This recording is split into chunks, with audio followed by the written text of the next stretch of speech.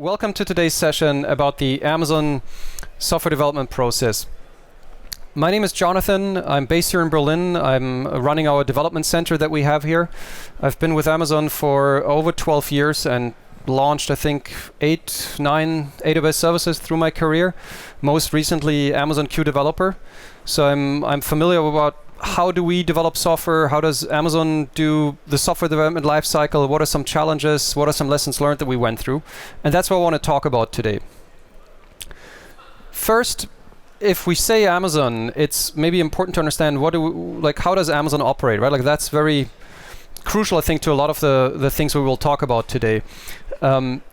The important thing to understand is that Amazon is a very decentralized organization, that we have essentially many different businesses. In particular, if you look at AWS, you can think of every AWS service is its own kind of mini company within the greater Amazon. And that's the mindset that we operate on, right? And that is allowing us to launch so many services, so many features every year, and we're not slowing down, right? And that's essentially what I want to talk about today. How is that possible, right? Given that Amazon has so many products, so many teams, so many employees, how are we able to innovate so quickly? How is it that we're able to build software at such a high pace? At a high level, how we're doing it is probably how you do it too, right? We have our developers. They're building, testing, releasing software to customers, and then we have a feedback loop where we monitor how customers are using it, we adapt our plan, and then we start again, right? So far, so good. This is at a high level how we're doing it, right? In theory, we could stop our session here. But in practice, of course, it's more complicated. And in particular, as you scale up an application, as you build applications that become more complex, that run globally distributed, that have to handle a high load, there are lots of lessons that you learn along the way of how do you need to adapt it to work in that kind of environment. And that's a little bit how I want to structure the talk today, is to look at some of these lessons that we learned the hard way. My American colleagues like to say we paid with blood, sweat, and tears for these lessons, right?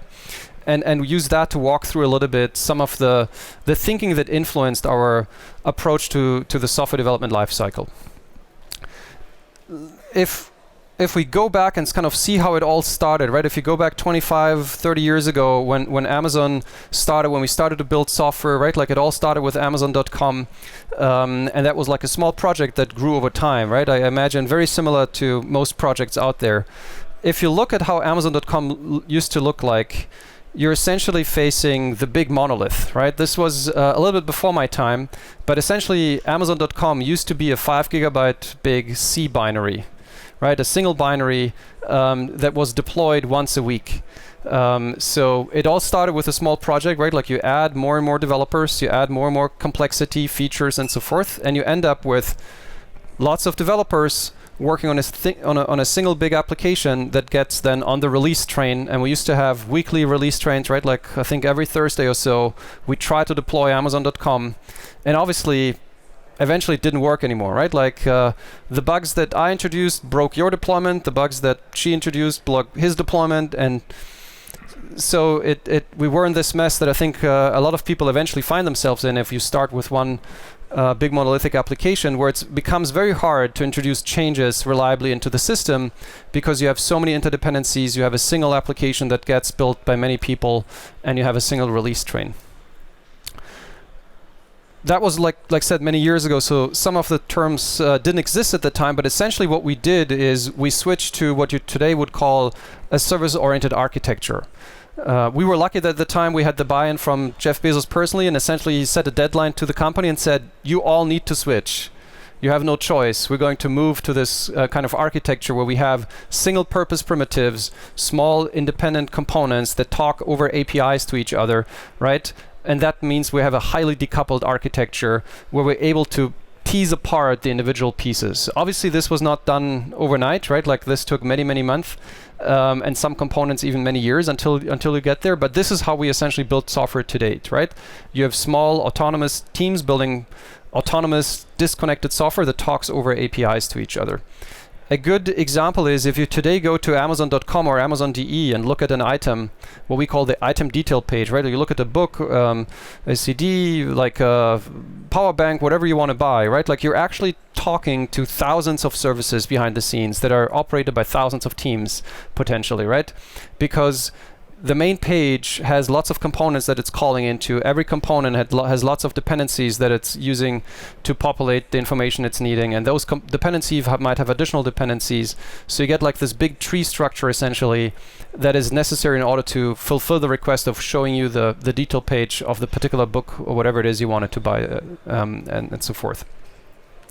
So that is the fundamental model that we use to organize ourselves, right? Like to tease apart the software. Again, probably not a secret to a lot of you, right? Like if the monolith becomes too big and too complicated, you need to tear it apart. But this is how we operate to this day, right? So if you look at AWS, for example, when we built a new AWS service, we're doing it in this manner, and then we're using the same APIs you're using to talk to S3, to talk to DynamoDB, to talk to API Gateway or Lambda, whatever it is, right? Like we're essentially, all the teams talk over APIs to each other. Typically HTTP REST APIs, but this is essentially how the systems work, right? And you end up with these small distributed systems that are owned by distinct teams. The team is a good call out because that's the other big piece of it, and that's probably the most important part to the way how we operate at Amazon, right? If you would ask me what is the single thing that is responsible for Amazon's success and agility and speed and ability to deliver customer value, it is this. It is what we call the two pizza teams. You would probably call them a scrum team. The general idea is you want to have a team that you can feed with two pizzas, right? Obviously two big American pizzas, right? So because we're talking 7, 8, 9, 10 people, where they own end-to-end a particular product, service, component, right? But they're responsible for it from the design to the implementation to the deployment to the maintenance to the release to support, right? Like they own it end-to-end. And they're enabled and empowered to make decisions about it, right? Be it on the product side in terms of what are the features we should be building, what is our roadmap, what are the most important things we should be thinking about, up to the technology, meaning they have the freedom to, should it be built in an event-driven architecture? Should we use an object store, a relational database? Should we use Java? Should we use Rust? Should we use Go? It's up to them, right? Like whatever makes the most sense for this particular problem.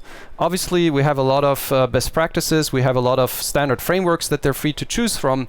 But at the end of the day, this team has the autonomy, right? It is empowered to decide for our particular problem, we think this is the best approach to solve it. Then please do it this way, right? Like we don't want to dictate to you particular choices as long as you build it in a way that is obviously makes you as the customer happy, is secure, available, reliable, scalable. We're happy because those are the things that you care about, right? You as our customers, you don't care about, is this implemented in Java? Is this implemented in Ruby? Right? Like, is this design pattern or that design pattern, right? You don't care, so I don't care, right? As long as it is secure, available, scalable, reliable, and so forth, that is what matters. So teams feel that end-to-end ownership over the products they're building. If we're talking fairly big products, right? Like obviously EC2 is not a single two pizza team, right? But you have within EC2 a team that owns the console. You have a team that owns control plane, a team that owns the data plane, a team that owns the instance types in the data centers, right? And they have a very defined boundary within they operate, and within that they have the freedom and autonomy to define how do we solve this particular problem we're tasked with, right? And then we of course again have best practices and a lot of help to accelerate them, but they have as much autonomy as possible within these boundaries to decide their charter and the course of how to get there, right? The other important thing is, while we give them a lot of autonomy, we also hold them accountable to it, right? And it's important that that goes hand in hand.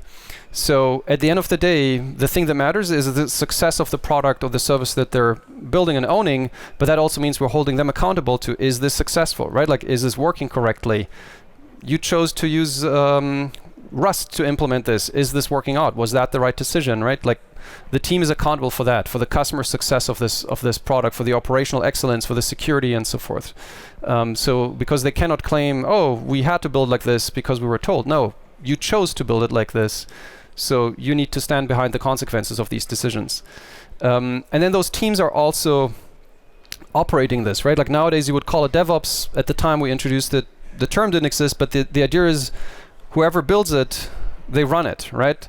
So for example, if you're using S3 and you have an operational issue, you're reaching out to our worldwide developer support, but if they cannot help you or if there's a major problem, they will page the service team, right? So somebody from S3 will be paged and will be looking at this problem. So the S3 team better build it in a way that is has the highest operational excellence, right? This is how we make sure that the people who build it also have a high incentive to make sure it runs well, it is secure, it's highly available, and so forth, right? So they are responsible for this product, entity, service, whatever it is, right? Where it can be from a whole product, if we're talking something smaller, up to like a particular component in a larger architecture. But the general idea is always the same. They have this freedom, autonomy, and the way they operate it.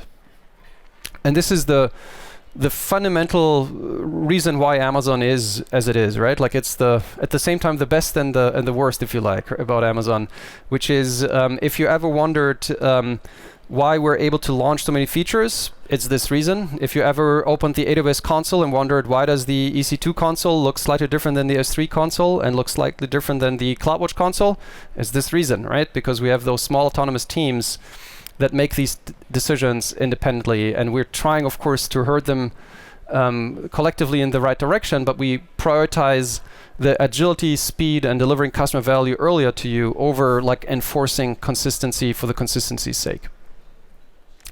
Now, with these two changes, we're able to move from like one big giant monolithic application where lots of developers are working at the same time to lots of teams working on lots of services that we need to now release autonomously, ideally, right? So the next piece in terms of the lessons that we learned is to provide those self-service tools to developers. I kind of hinted at it already, right? But the idea is we provide these technology agnostic tools internally so that developers can figure out, how do I release this software? How do I monitor it? How do I do authentication, authorization, encryption, whatever it is, where we ideally have some solutions for them that they can pick from.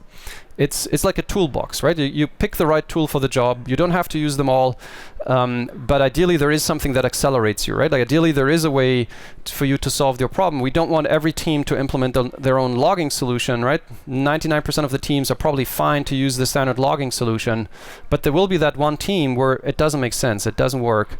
So they shouldn't be forced to use it, right? Like they should have the freedom to decide, no, this standard tool doesn't make sense to me. I need to do something different. And then the idea is, sure, be my guest, right? But by default, we're encouraging these best practices. By default, you will find teams using that. So while it might sound like it's not the Wild West, right? It's not like every team is doing something completely crazy and different. It's actually fairly consistent where most teams are using most of the best practices in most places. But then every now and then you will find a team deviating on something because it makes more sense for their particular use case, right? To give you maybe a concrete example, Java is a very popular language inside Amazon where you will find a lot of ready libraries and frameworks to use with it. But I'm pretty sure, I don't know because it's not my area within AWS, but I'm pretty sure the DynamoDB team is not using it to deliver like the get item request for you, because we're talking single digit millisecond response times, right? You need to, you want to have very consistent response times there, and maybe a language where you have the garbage collection interfering every now and then might not return in the best results there. So they can deviate from that, right? Like it's not like we're telling them you have to use Java.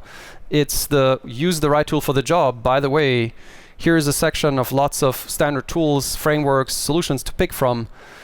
If they solve their problem, amazing. If they don't, build something different, right? And then if they build something different, that is then often being picked up by other teams, and that's kind of how you have these communities evolve over time internally.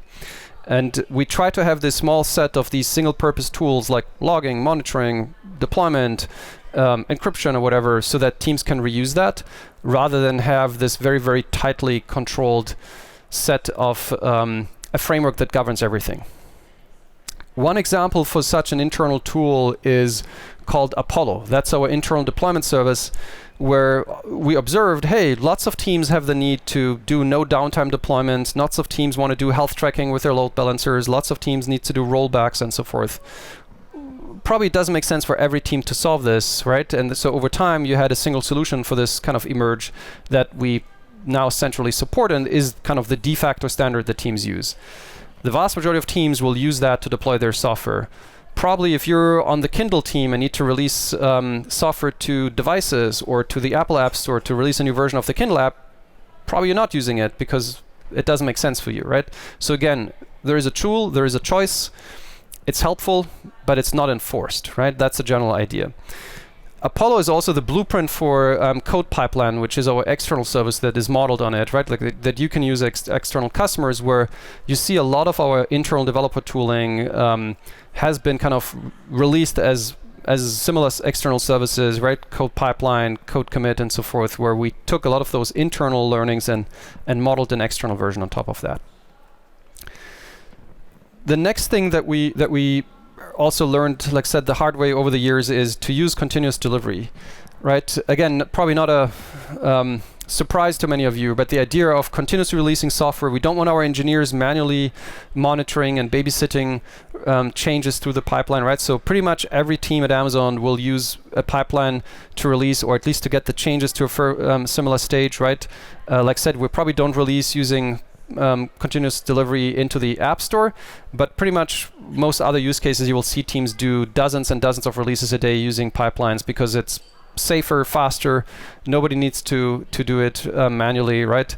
But that was at the time when it was introduced many years ago, like a big change to the release train. And with these kind of changes, you get to a world where you have now decoupled a lot of the software and the teams from each other, right? You have lots of teams working on lots of autonomous, small decoupled pieces of software where they can autonomously, independently release it to customers, where if I make a change and release it to customers, your team is not impacted, and vice versa, because we have APIs that we talk to each other. And as long as I'm not changing the API interface, you're fine, I'm fine, customer is fine, right?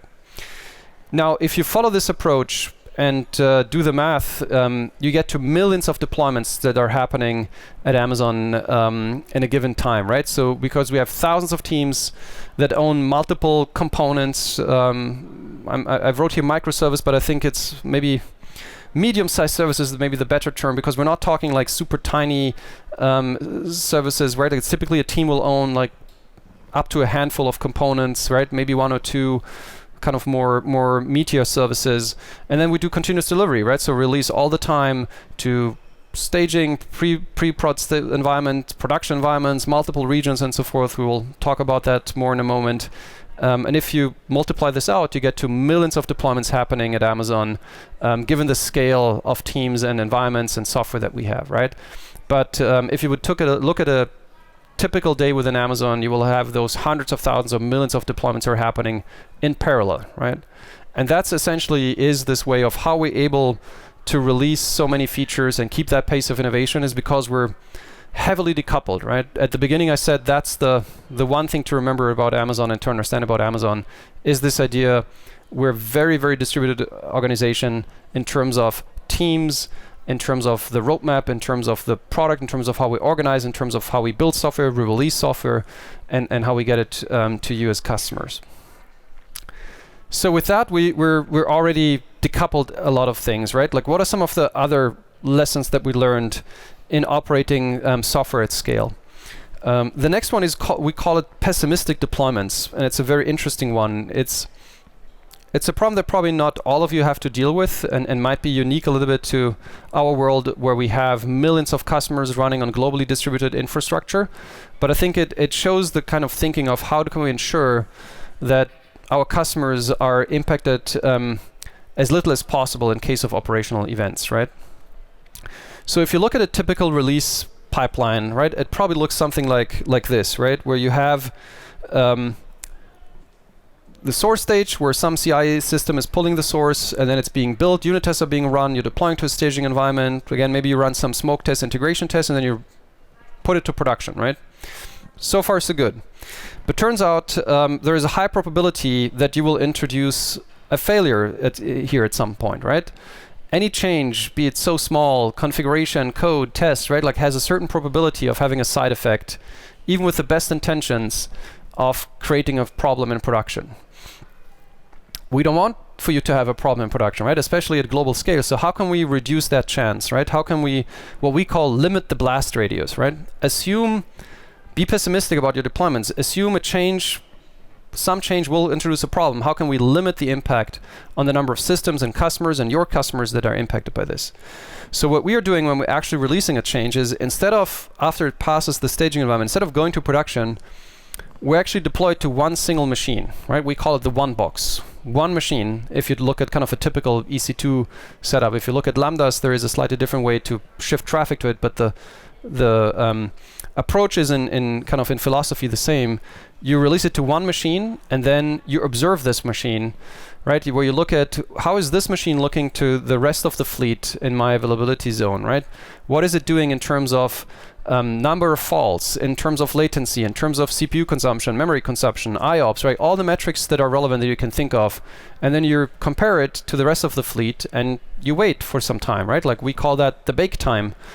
Maybe you wait 2 hours, 3 hours, 4 hours, whatever seems appropriate, right? Like where the bigger the blast radius, the longer you might want to wait for that potential side effect to materialize before you feel confident this change is okay, we can progress and release it further, right? Because often you will catch it now.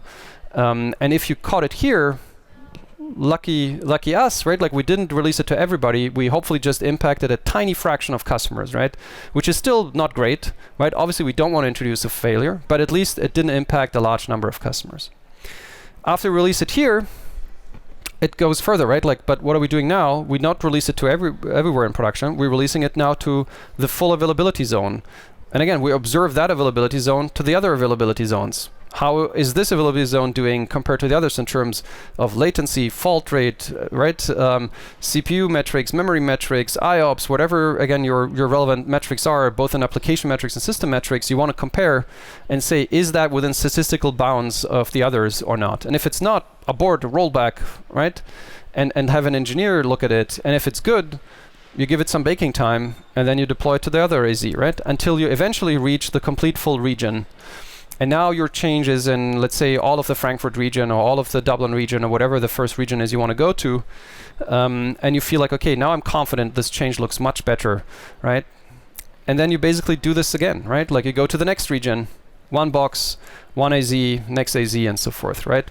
So obviously this is not done manually, right? Like the pipeline system is helping you to do this automatically. You can define the speed of the rollout. You can define the region fan out. Typically you would do 1 or 2 or 3 regions singular, and then you would go to 2 or 3 regions at a time and so forth until you deploy change globally. But this way it can, depending on how you configure it, it can take from hours to days or even weeks until a change is fully propagated globally to all availability zones in all regions for all customers, right? That is not a problem for the developer because they just do a git push essentially, and all of this is happening automatically. But it helps us limit the blast radius of a change, right? Like where sometimes you catch a change only if it goes into a certain region because some configuration was unique to the Tokyo region.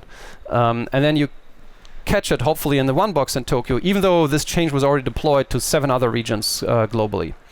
So this is kind of one example of how over time we learn to be very, very pessimistic, right? And very, very careful about introducing change and ought to not impact customers. And this is a pattern we've seen also some customers adopt, right? Again, obviously you might not want to go through that complete extreme depending on the kind of application you're building.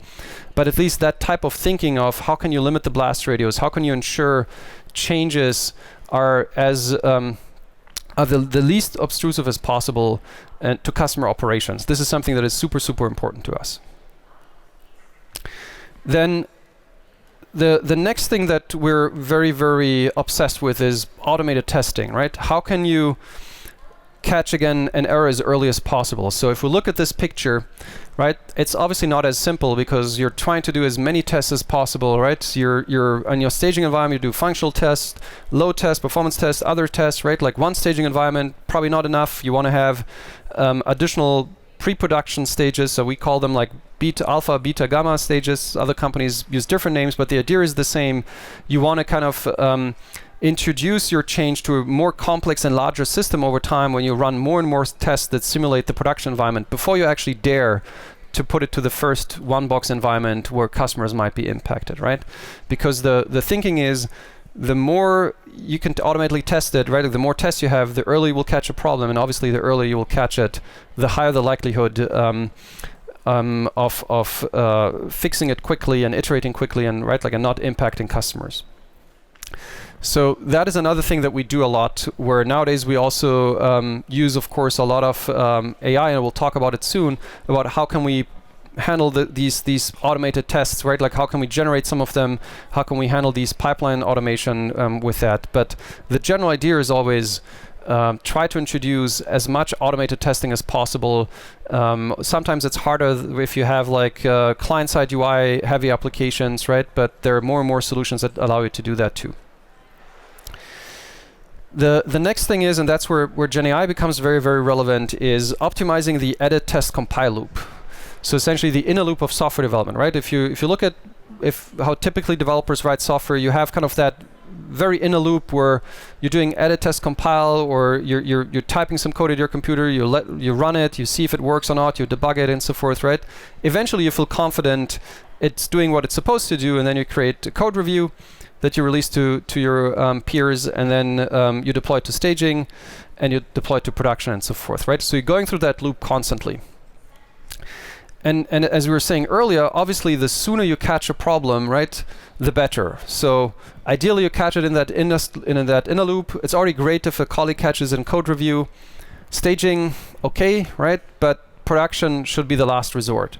And how can we shift left? How can we move more things and cut to the left side, catch them earlier where they're cheaper and faster to work on, right? Like, that's the big question. And we've been very successful in using GenAI for that, and adopting that as a way to help accelerate a lot of that. So you might be familiar with Amazon Q and Amazon Q Developer in particular.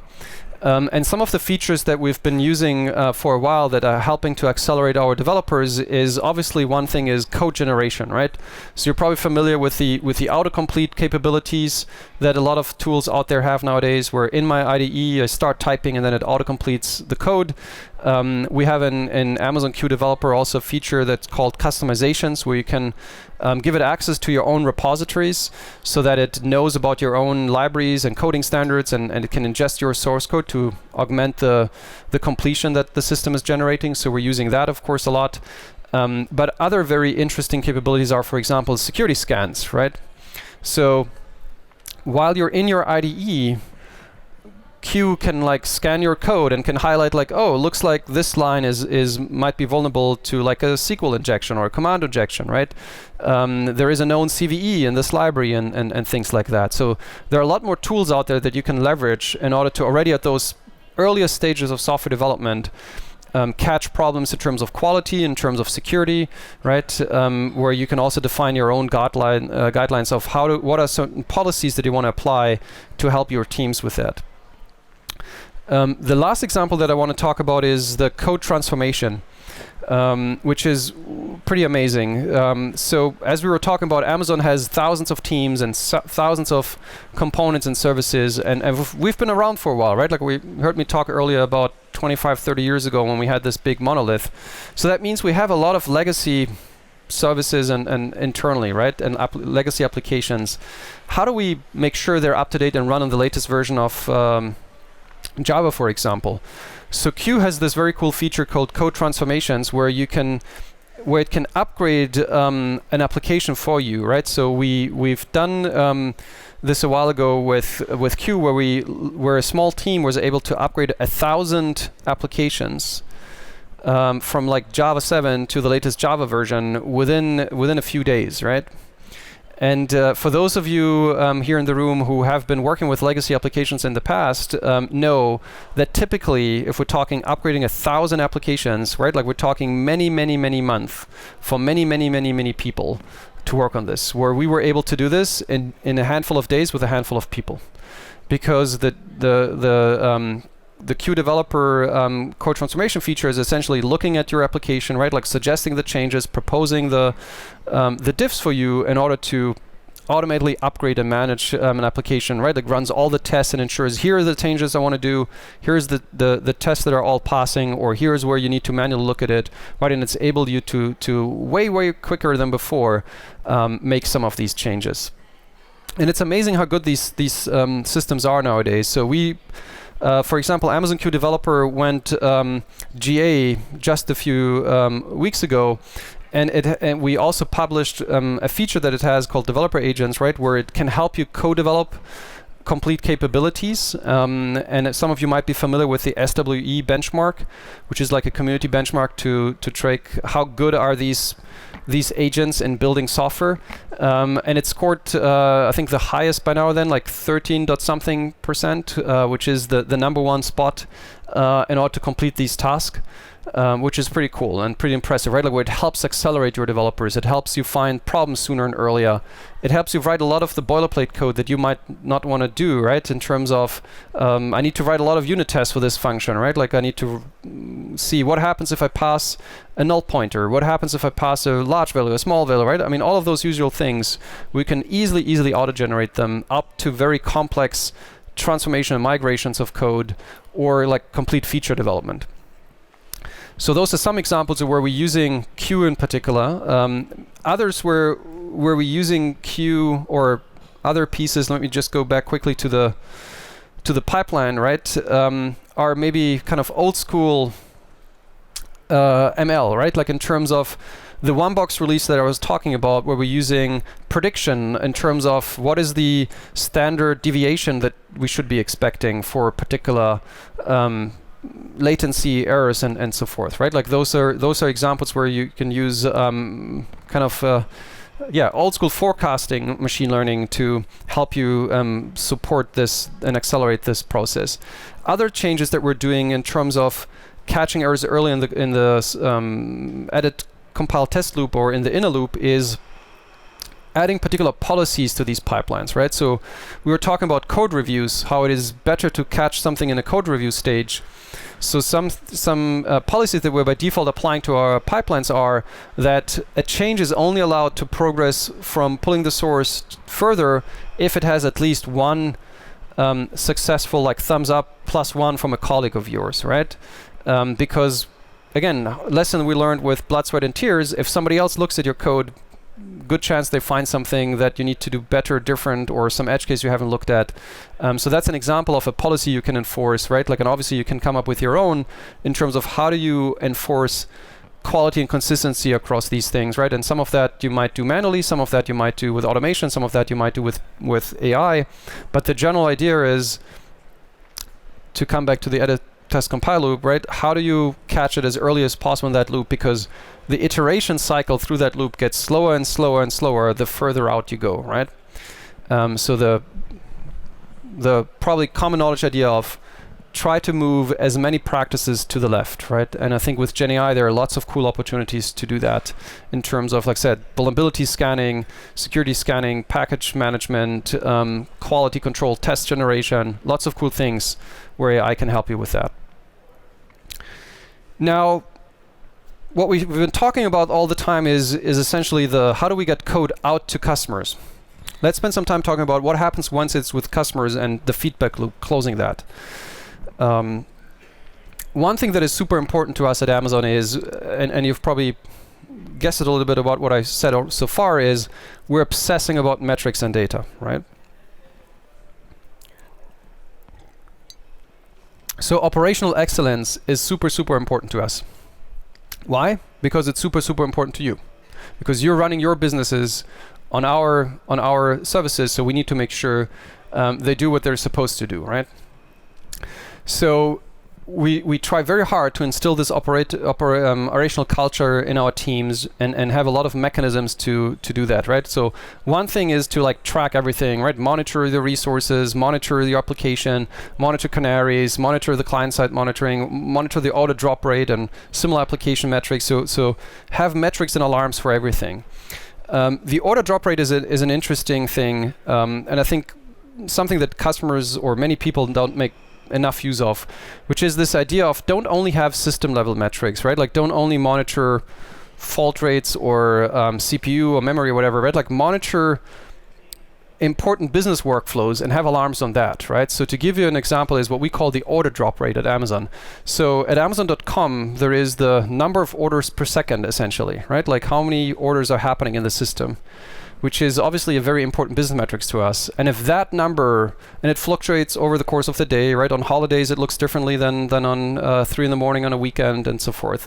But there is some predictability, some bandwidth, right? Where we're again talking old school machine learning forecasting of where it should be.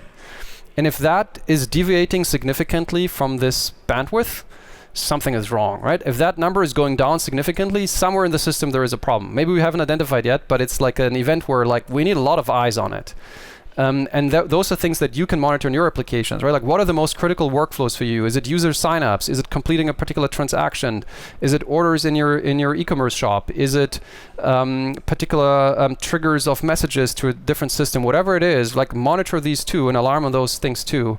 And that typically helps you pinpoint problems a lot sooner than looking at, oh, we have a memory leak somewhere, and then you need to understand what's going on. Where if you see what are the impacts of the system earlier, right? Like, oh, user registrations are going up significantly, and that's why later on you have a memory leak because you have a lot more processes that are running or so. So that is super important. But how do you get the operational culture instilled? So something that we do that has been very, very successful and was able to keep up and scale with the company, even though by now we have over 200 services, right? Is one particular example that we also talked about publicly, and you can even download some of the source code to do something similar yourself, is our ops meeting, right? So every week, every Wednesday, we have a global operational meeting, right? So where the whole all of AWS sends representatives, right? Like every AWS service is present essentially. And then we have like it used to be a big physical wheel. Nowadays it's a virtual wheel, right? But kind of the wheel of fortune, Glücksrad for us Germans here, right? Where the name of every service is on, and then it gets spun. And then you have a lucky winner, right? And they get to present their operational dashboard to all the other teams, right? Where they need to explain what was going on here, what is this spike, why do we see the drop here, what's going on in this region, why is this region behaving differently than this other region, oh, you had this big operational event yesterday, what was going on? Do you deeply understand the customer experience essentially, right? You need to be able to explain why is not everything a nice flat line, right? Like you want faults to be a flat line, latency to be a flat line, right? Like flat lines are nice for this from an operational excellence behavior, right? Like everything should be a nice flat line or follow like your times of business, where again on the weekend your system might look differently than on the weekday. But if it's deviating from that, you're basically showing you deeply understand what's going on. You're on top of the operational aspect and so forth, right? The nice thing about this mechanism is you have 200 teams that have to prepare and have to be ready to present, but then you only have 1 or 2 that present every week. And that's kind of one mechanism of how we ensure that we have this operational excellence, where you have a lot of knowledge sharing going on, right? Because if you're presenting, and then you get a lot of questions about one thing, or you're explaining how you handled a particular thing, and then I was saying, oh yeah, we need to do the same, right? So you're sharing best practices, you're making sure everybody's on top of their game, and that's kind of one way to instill that ops culture and to share knowledge and make sure you have a mechanism to dive deep and verify, right? Obviously you don't need to do exactly the same, but like I thought it's a good maybe story to share about like one particular mechanism that we're using to instill this operational excellence culture that we have throughout the company. So this is one way to monitor, right?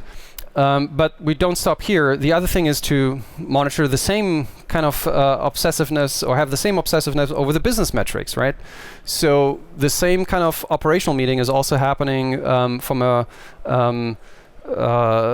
feature usage, adoption, revenue, like business success metric perspective, right? We call it the weekly business reviews, the WBRs, where you have again teams present their data in terms of feature adoption, in terms of traction, in terms of revenue, in terms of growth, in terms of funnel analysis, in terms of cost, and all and so forth, where teams will again review and challenge each other respectively to deeply understand like what is going on with this product or this service, how is it behaving, what are customers saying, what are the challenges, where can we help, what are the next steps they want to do about it. We're trying to deeply understand what is going on, what is the sentiment from customers, and so forth, in order to course correct, right? And that's something you need to do all the time, because you never get it perfect, right? You need to constantly course correct and adapt, and for that you need to deeply understand what's going on in order to make the right decisions.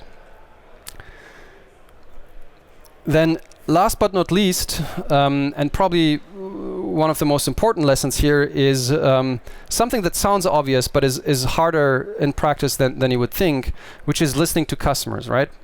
So in theory, if you ask me to write down what are the 3 steps to build successful products, it's like, looks easy, right? Ask customers what they want, build that, get feedback, and then course correct if you have to, right? And rinse and repeat. Sounds easy, but turns out this is the hardest part. Getting this right is the biggest challenge in building successful products, right? And why? One common trap to fall into is to mistake a feature, right, or like a technical solution for the true need that a customer has, right? Like it's the idea of, do you have some cool piece of technology, and see where can I apply this, right? Like GenAI is maybe a good example. Oh, GenAI is cool. Where could we use that, right? Instead of saying, no, let's start with what is the problem a customer has and how can technology help us solve it, right? So this is a real product you were able to buy on Amazon until a few years ago. Unfortunately, it's no longer available, but you used to be able to get it under this URL. And obviously, right, this thing mistook like adding features to something, right, feature creep, to solving a very particular need. This is a totally useless product in real life, but it sounds so cool on paper, right? And this is a common mistake you see companies make over and over again, and we're not immune to that, right? Like if you look at some of the biggest blunders that we did is when we made this mistake as Amazon, when we mistook a cool feature idea, a nice gimmick, for this is actually truly useful to customers, and they have the need for this, and this is why we should build it.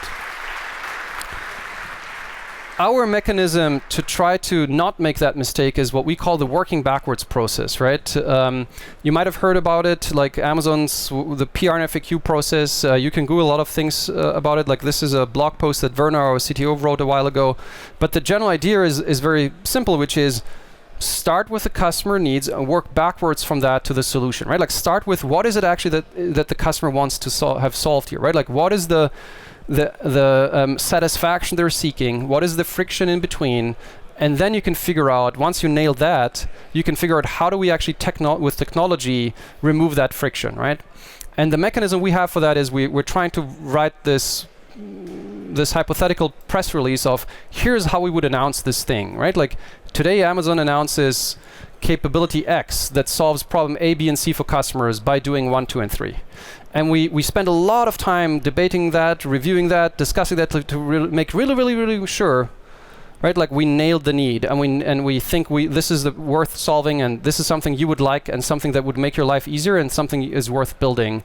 And only then we start to figure out how would we actually do it, and then figure out like build a team and say, now off you go, you solve this problem, right? And it's up to the team to figure it out, like the whole 2 pizza idea. So that is kind of the core concept of how we build and operate, and how at the end we're develop software, right? So here again, the 10 lessons we learn in terms of have small microservices, small decoupled pieces of software that are owned by distinct autonomous teams that have as much decision authority as possible, right? You give them a lot of self-service tools to hopefully apply best practices and deliver these in separate autonomous release pipelines, right? You apply as much automation as possible in terms of testing, in terms of release, in terms of generation, scanning, and creation of code. And then you monitor the heck out of it, right? Both on the technological and operational side and on the business side. And you iterate with customer feedback until you truly nail the customer experience, right? That is how we try to build things, and hopefully we succeed more than we fail. But yeah, this is how Amazon builds software. And with that, thank you very much.